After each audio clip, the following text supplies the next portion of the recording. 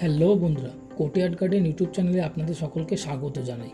বন্ধুরা, আজ যে বিষয়টা নিয়ে আলোচনা করব সেটি হলো চা পাতা দিয়ে তৈরি জৈব সার। বন্ধুরা, কিভাবে আমরা ফেলে দেওয়া চা পাতাকে জৈব সার হিসাবে ব্যবহার করতে পারি সেটাই আজকে জানব। তো চলুন বন্ধুরা, ভিডিওটি শুরু করা যাক। বন্ধুরা, আমাদের প্রত্যেকের বাড়িতেই কম বেশি চা পান করা হয়। আমরা বাড়িতে চা তৈরি করে সেই চা ছাঁকনি দিয়ে ছেঁকে নেওয়ার পর চা পাতার যে অংশটা পড়ে থাকে সেটিকে আমরা ফেলে দিই। কিন্তু বন্ধুরা, সেই ফেলে দেওয়া চা পাতাগুলির মধ্যে থাকে প্রচুর পরিমাণে নাইট্রোজেন, সামান্য পরিমাণে পটাশিয়াম ও ফসফরাস। এছাড়াও রয়েছে কিছু অনুখাদ্য এবং সেই সঙ্গে থাকে ট্যানিক অ্যাসিড, যা মাটিকে অ্যাসিডিক সয়েলে পরিণত করতে সাহায্য করে। বেশিরভাগ গাছ এই অ্যাসিডিক সয়েল বেশি করে পছন্দ করে। বন্ধুরা, চা পাতায় প্রচুর পরিমাণে নাইট্রোজেন থাকায় চা পাতা থেকে যে সার প্রস্তুত করা হয় সেই সার গাছের গোড়ায় প্রয়োগ করলে গাছ সবুজ ও সতেজ হয়ে ওঠে এবং গাছের দ্রুত বৃদ্ধিতে সাহায্য করে। তবে খেয়াল রাখতে হবে যে যেসব গাছ এমনিতেই সবুজ ও সতেজ এবং যার বৃদ্ধি ভালো হচ্ছে সেই সব গাছে এই সার বেশি প্রয়োগের কোনো দরকার নেই। বন্ধুরা, যেসব গাছে ফুল ফোটার সময় হয়েছে সেই গাছে অযথা এই সার বেশি প্রয়োগ করলে গাছ ফুল না দিয়ে নিজের বৃদ্ধি ঘটাবে।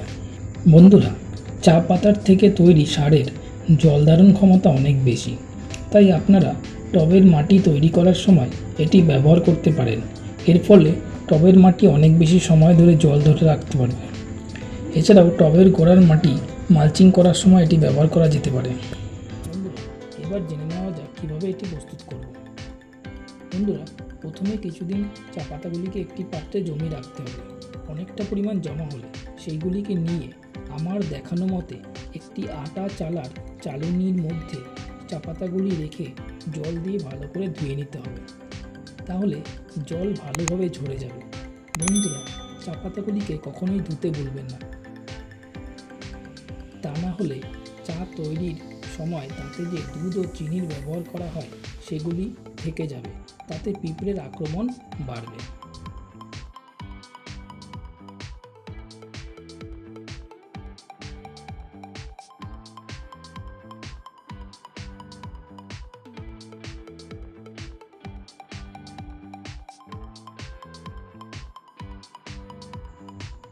বন্ধুরা, আপনার বাড়িতে চা তৈরির সময় যদি তাতে আদা, এলাচ, লবঙ্গ এসব মেশানো হয় তাহলে সেগুলিকে আমার দেখানো উপায়ে আলাদা করে ফেলে দেবেন।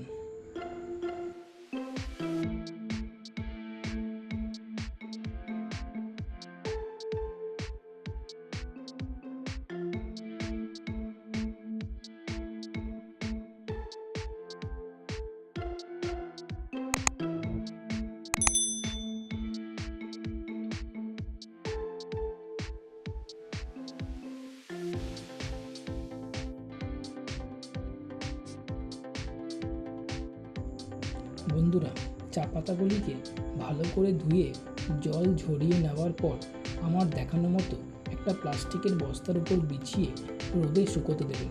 3-4 ঘন্টা টানা রোদ পেলে চা পাতাগুলি ভালোভাবে শুকিয়ে যাবে এবং পরিণত হয়ে যাবে আমাদের নাইট্রোজেন সমৃদ্ধ চা পাতার সার।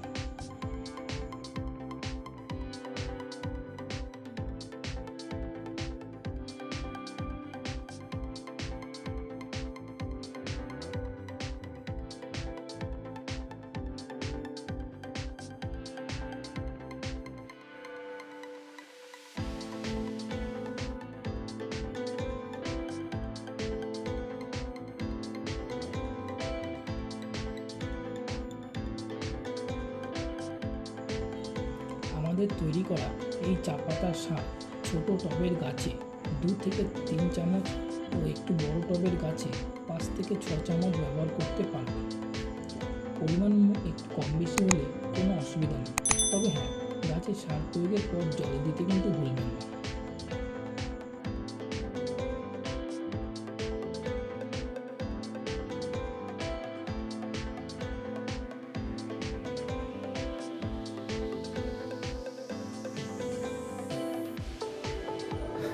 বন্ধুরা, এত সময় ধরে আমার ভিডিওটি মন দিয়ে পুরো দেখবার জন্য আপনাদের সকলকে ধন্যবাদ জানাই। বন্ধুরা, সুস্থ থাকুন, ভালো থাকুন এবং প্রচুর প্রচুর গাছ লাগান এবং প্রকৃতিকে সবুজ করে তুলুন।